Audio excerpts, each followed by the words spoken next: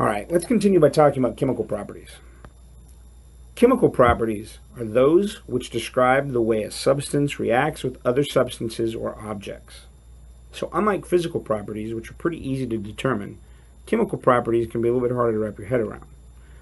If I want to determine the physical properties of something, all I have to do is look, use my senses. I can easily judge the color of something, I can tell what size it is, what shape it is, I can weigh it, I can do a simple test to determine the density.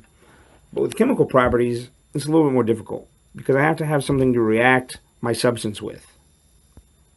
So chemical properties describe the way two substances react with each other. Some examples of chemical properties: oxidation. How does my substance respond to oxygen? Toxicity. Is the substance poisonous to organisms? Reactivity. Does my substance react to other chemicals? For example, does it explode? Is the substance acidic or basic? Is the substance flammable? Is the substance sensitive to shock or sunlight? A good example of something that's sensitive to sunlight is hydrogen peroxide. Hydrogen peroxide, is the stuff that you put on cuts to disinfect them. It bubbles up. Hydrogen peroxide is kept in brown bottles because when hydrogen peroxide is left in the light, it actually breaks down into water. If you were to leave peroxide in a clear bottle, you would come back in a little while and it would be turned to water and would be then ineffective. So hydrogen peroxide is sensitive to light. Let's look at this piece of iron.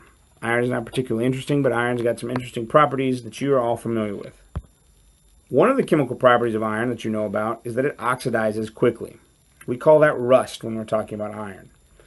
When we talk about silver and copper, we call oxidation tarnish. Silver turns black when it's left in the air for too long, and copper turns green. An interesting fact about the Statue of Liberty is that when it was built, it was actually the color of a penny. It's copper. But it was intentionally left to oxidize to turn that green color that we all know about. Another chemical property of iron is that it's non-toxic in moderate quantities. So your blood is largely water and iron. Iron is what makes your blood red, and it's what carries the oxygen from your lungs throughout your body. Because iron oxidizes, it carries oxygen well, which is great for your blood. Obviously, iron can be toxic if you take too much of it. If you ate a bunch of iron pills, you would definitely die. You'd go into cardiac arrest. It could destroy your liver, wreck your kidneys. Don't eat too many iron pills. Also, don't eat nails. That's not good for you either. Another chemical property of iron is that it reacts violently with chlorine gas. So if you have chlorine gas, which is poisonous, and you expose it to iron, it has a pretty fantastic reaction. Violently bubbles and fizzes and pops. It's harmful to your health, for sure, but it makes a new substance as it reacts violently. So, chemical properties are those which describe the way a substance reacts with another substance or an object.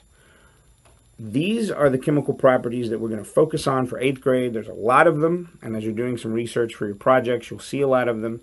But really keep in mind oxidation, toxicity, reactivity, acidic or basicness, flammability, and sensitivity.